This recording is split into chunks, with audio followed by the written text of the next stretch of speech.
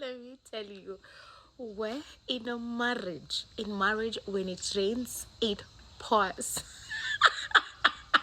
It pours. It rains cats and dogs, puppies, sometimes even cows and goats. Oh my goodness, it's so funny. But let me tell you, while you're at it, while you're in it, it's crazy.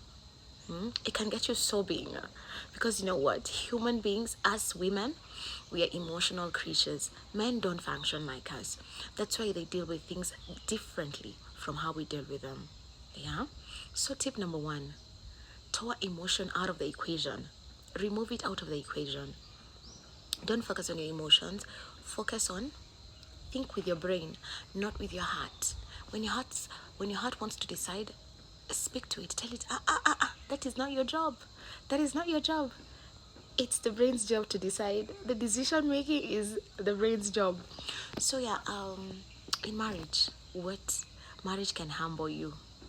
Marriage can change you for the better, and it can change you for the worse. That is some things we don't get to talk about. It can really change you. There's some things you never knew were in you. You get to, experience them when you're married.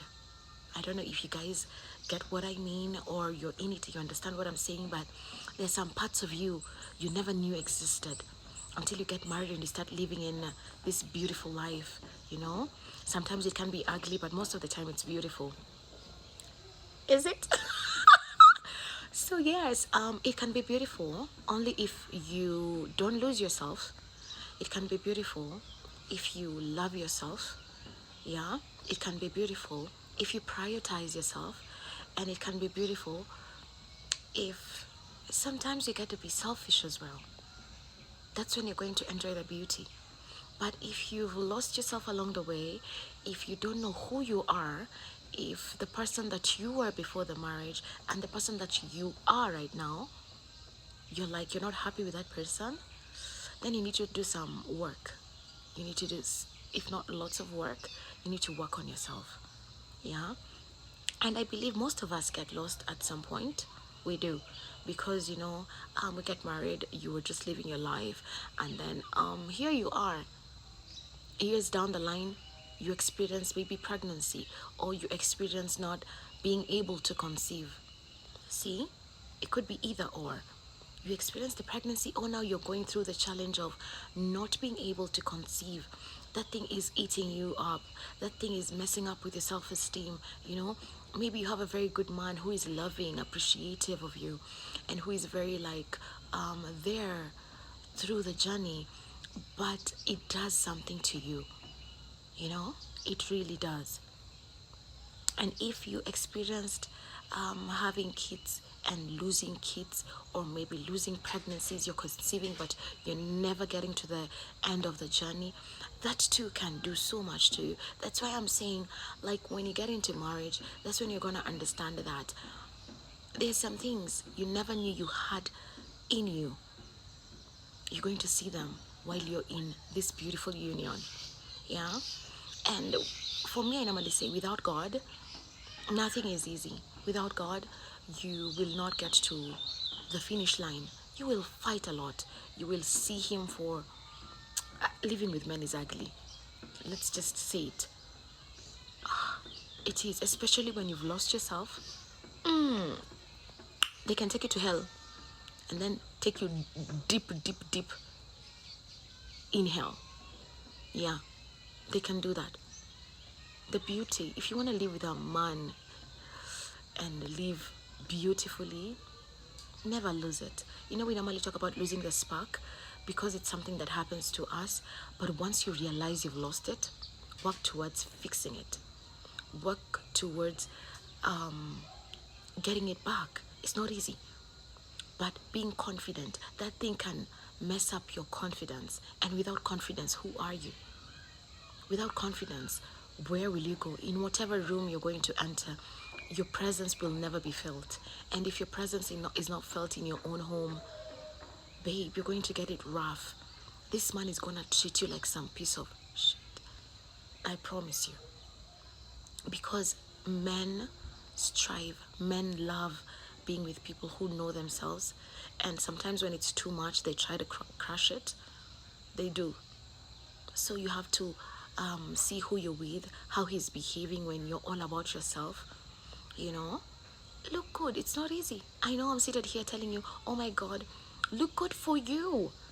Don't look good for him. When you look good, when you feel good, he's gonna be like, oh my God, this chick, you're so attractive, because you're feeling it. You know, he's feeding off the energy you're giving him. Marriage, marriage will get you sitting alone and thinking about, oh my goodness, what did I get myself into? Oh my goodness, did I choose this man? Did I really choose him? I'm not going to talk about men. This is a platform for women. I'm going to air out some of our issues. Sometimes you look at your man and you're like, oh my God, you're so unattractive right now. You're not even attractive.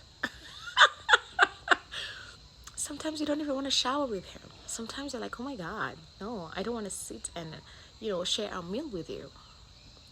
It could be hormonal. It could be just that he has pissed the hell out of you. Yeah. And you just have to live with this person. And there's this space I was in, and there was this lady who was saying that at some point in their marriage, I think they still do it, they have separate rooms, and when things don't sit well with them, they all go to their separate rooms. And I was like, oh my God. At first I was like, oh my God. In my head I'm like, why would you sleep away from your hubby? You're so young in the marriage, and then you get to mature in the marriage, and you're like, oh my God, the separate rooms. It is okay. It can do more damage than good, and sometimes it can give you guys space, because sometimes you want to be at each other's neck. You want to strangle this guy. I'm sorry, but sometimes it gets there. People fight. People get to a violent stage. I'm telling you. Yeah. So the space really does so much. Yeah. And if you don't have that space, you can just take a few steps back. Take care of you. Don't focus your energy on him. Do not. He's looking good. Let him look good. He doesn't look good. Don't.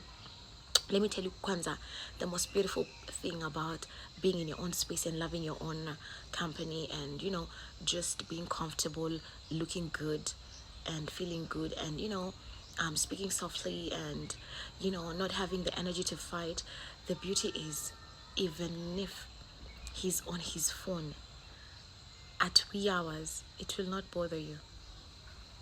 It will not, I promise you. Because you're like, oh my God, I am so beautiful.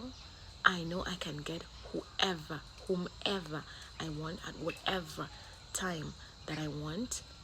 And if he wants to, go the ugly route of having other women in the marriage, when the time is right, when God wants me to find out, we're gonna dissolve it peacefully, And the problem with you women is that when you're leaving, you leave before getting healed. You want to leave your marriage?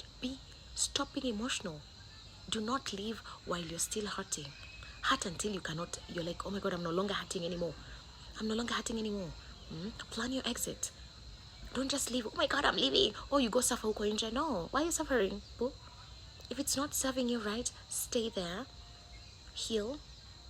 Get to a point where you're financially okay. All right? I'm sorry to say this. Look for someone, a plan B, plan C. Yeah? While you're in it, God is the judge. Don't let no one tell you otherwise. When they were doing what they were doing, God saw what they were doing, and Allah wanted you to see it. So you do your bit and let Allah be the judge of the judge. Do not be scared of a human being. Yeah? I think I'm going to do a part 2 of not being emotionally and using your brain, not your heart.